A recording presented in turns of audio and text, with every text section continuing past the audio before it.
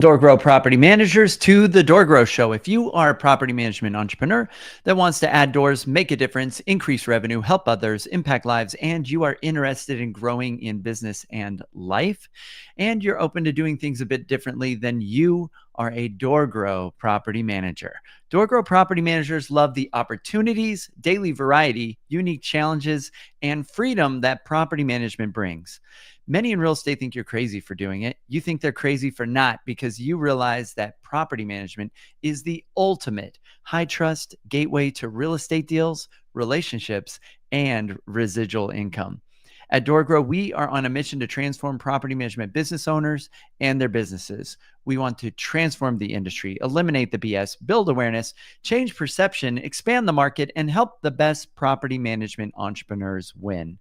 We're your hosts, property management growth experts, Jason and Sarah Hull, the owners of DoorGrow. Now, let's get into the show. Okay, and so what we're going to be talking about today is we just had DoorGrow Live.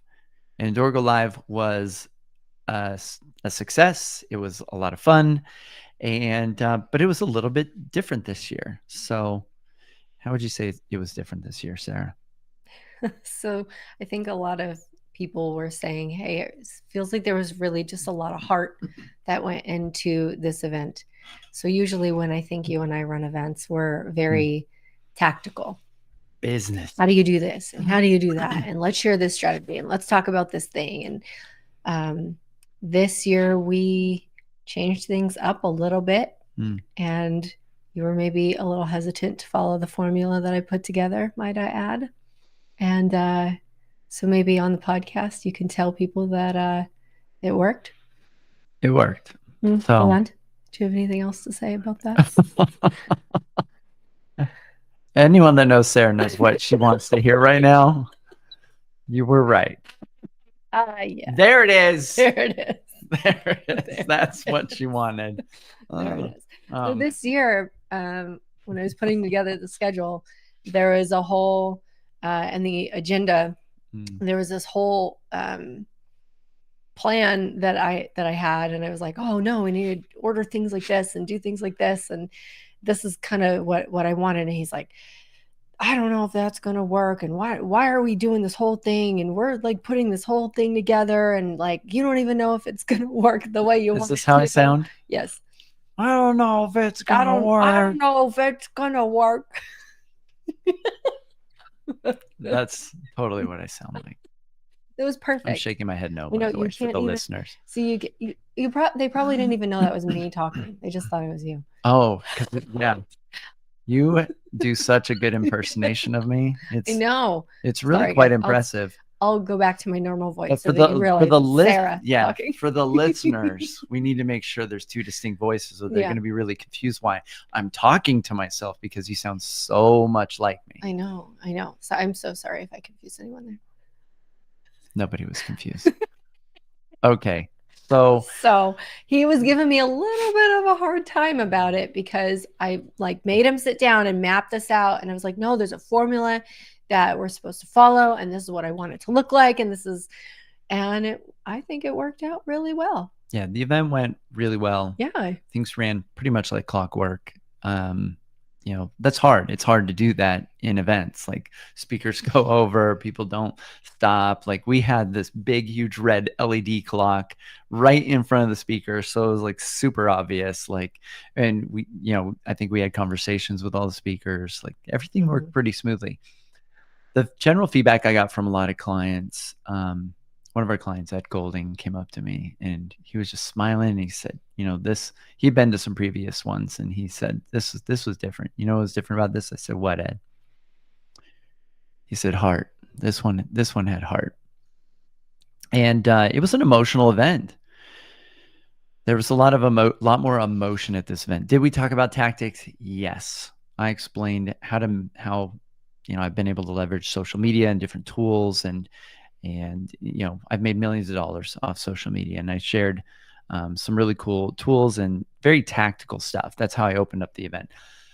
But we got into a lot of mindset, and what we've realized over time that we talked about at the event, that most of our clients are not winning or losing because they don't or do have tactics. It's usually simply tactics. The how can always be figured out. And I liked Jeff Garner's tattoo he talked about. But I know, he's funny. He's like, can I can I say it? There's children present. I had my kids at the event. They were my kids. I'm like, they hear it all the time. Yeah. So he's got a tattoo that's FTH, which stands for fuck the how. So a lot of times people are so worried about, how do I do this? How do I do this? And we do share tactics. We do a lot of that at DoorGrow. However, it's not really the tactics that are the problem. It's almost always the mindset. And so whenever I teach tactics, I always am going into the why behind it and the mindset stuff. And when they start to understand this stuff, then they will actually do it usually. And so there was a lot of mindset at the event. And then also, there's vulnerability. Like I openly shared how I've been reevaluating my priorities and what those look like and how that looks. You were sharing about your upbringing and how kind of, the difficult things in life are also the things that make us who we are and enable us to help others, and how to view it through a different lens, which I thought was really awesome. And everybody's crying. Sarah's making everybody cry. Like I was crying. Like I made people cry in a very different way this time, though. I'm usually making people cry because I'm yelling at them. That's not true. It's a little true. Wow. It's a little true. Well, not our clients, just me. Clients. No, I don't do. But I do give our clients tough love when they need it. Yeah. And Kelly came to the event and she's like, this is exactly what I needed. I'm like, I know, that's why I was on you for like 3 months. Yeah, I think some people had some breakthroughs, which, that's the goal. Like we want to change lives. And so there's something just really beautiful about this DoorGrow Live. It was just, there was a lot of more depth to it. And I just feel grateful to be able to be part of it and to see, our clients that believe in us and that came, and just seeing their progress. And, there are people there that have been in our program for years, which is just, it's really awesome to see. So I thought I would share just a little bit today about what I had shared. And this will be a quick episode because Sarah doesn't want me to go long. So no, this will be a quick one. I'm back to back today. You got a busy day. So what I shared is I talked a little bit about prioritization. And I've talked about this previously, but what was interesting, one of my breakthroughs recently was recognizing I was basically merging in my mind the 5 basic needs, which I don't know who put that out. We learned it from our friend Roya, but learned it from Roya. Maybe it was who puts it out. Though. Maybe it's Tony Robbins. I don't know. So there's 5 basic needs, and the 5 basic needs are love and belonging, power and achievement, fun and adventure, fun and pleasure, yeah. Safety and security. And see, when you put them in a weird order, then I don't remember them. Freedom and flexibility. Freedom. There we go. Yeah. Okay. So these are 5 basic needs, and we all have one that's primary. For Sarah, it's power and achievement. Nobody's surprised, right? For me, it's actually love and belonging. And a lot of my achievement and a lot of the things that I do are to, that's what motivates that. We're helping clients, working with clients. Love and belonging and having that connection. That's why I like working with entrepreneurs, because I don't feel like such a weirdo when I'm around other people that are that weird, that are also entrepreneurial. And so, but what I've come to realize that if I make that my highest priority, I tend to get less of it. And I think this is true for anyone with their basic need. If you really think about it, if Sarah just went after power and achievement and didn't prioritize like relationships and other things, it could be pretty destructive, and it would likely have the opposite desired effect in trying to achieve power and whatnot, right? Because we need others.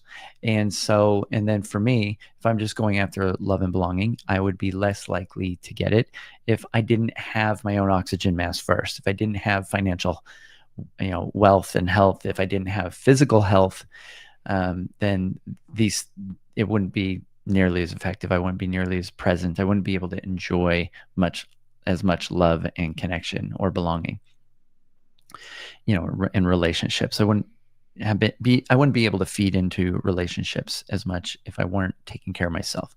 And so based on that, I had everybody map out or stack or list their priorities in their life, and then I showed how my priorities were listed, and then what my natural inclination is, placing like love and belonging at the top. And then I showcased how I've intentionally, consciously listed them and rearranged the priority and how that affects my decision making in my day to day, so that I spend more of my time in my day to day moving towards the top priorities, which are not on my new adjusted priority list, are not the love and connection related things related to family, sex, relationship, stuff like that. So above that, I've placed God at the top, which is, for some of you, that might be your highest ideal, whatever that is. And so I want to always be pointed towards my highest ideal. Second, I put power, achievement, impact, and that's related money, status, all that. And that allows me to have impact, which leads to me getting what I want. It's a leading sort of thing. And then the next is health. I need to be prioritizing health. And then it gets into more the relationship stuff in the priorities. Whereas before I was putting family, friends, fun was probably higher on the list, but I felt like I wasn't ever able to do as much of that as I wanted, because I was so focused on the other stuff. And so by reordering the priorities, it takes work, like it takes effort to go towards what's easy and what's natural. Usually leads to a harder life. And so there's this Stoic phrase that I like, that is, hard choices, easy life. Easy choices, hard life. And the hard choice is to not go for what you immediately want, but to go towards to reorder and prioritize some things that are more relevant to the long term, playing the long game, like doing what maybe I feel deep down inside I should do, when I'm connected to God, or focusing on my health, playing the long game. So instead of doing the short term, right? The short term is like eat, Haagen-Dazs vanilla ice cream, vanilla bean ice cream. It's like my favorite right now. I love that. Or whatever, right? When we're just trying to please our tongue and our genitals, we tend to have a much harder life, right? And this is the short term. We're just going for the short term gain. And so we want to make sure we prioritize the long game, the long term, and give up that means sacrifice in the short term. That means work. That means effort. And a lot of people just aren't putting in enough work or enough effort. And the lazy people in society are the people that are always trying to please their tongue and their genitals. So that's my maybe it's crass, my crass way of saying it. A little gross. It's a little gross. Okay. Gross. So that's what I shared at DoorGrow Live. And so I encourage all of you listening, like, make a list. What are your priorities? And what I shared is your results reveal your priorities. So if you don't like the results in your life, write them down. Like, what's your relationships like? What are your relationships like? What's your business like? What are you doing in the business? What aren't you doing in the business? Or what are you enjoying? What are you not enjoying? And if you don't like the results, then it's probably because your priorities are not in the right order. It doesn't mean you give up or change your priorities, right? All of the things that were my priorities before are still priorities for me. I've just rearranged the order. And by just rearranging the order, it changes everything. It changes the results that you get, and you'll get more of the results that you really desire if you rearrange those priorities in a way that probably will take you more effort and more work, but will allow you to get everything that you want in the long run. So that was kind of my message. That's the simple message. Rearrange your priorities, figure out your basic need, put that lower on the list, and figure out what needs to come before in order for you to have as much of that as possible. Because I want you to enjoy your life, but you need to make hard choices, and you need to do hard things. So, I don't know if you have anything to add to that, or I don't. cool. If I did, I would say it. Okay. Well, then maybe on a future episodes, Sarah can share some of the stuff she shared at DoorGrow Live, but it was an awesome event. And make sure you are keeping an eye on DoorGrowLive.com for the future, and make sure to attend in the future. That everybody says our conferences are different than any other property management conference out there.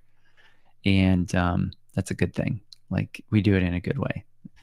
So I recommend you attend. So you can check out more details about future events at doorgrowlive.com.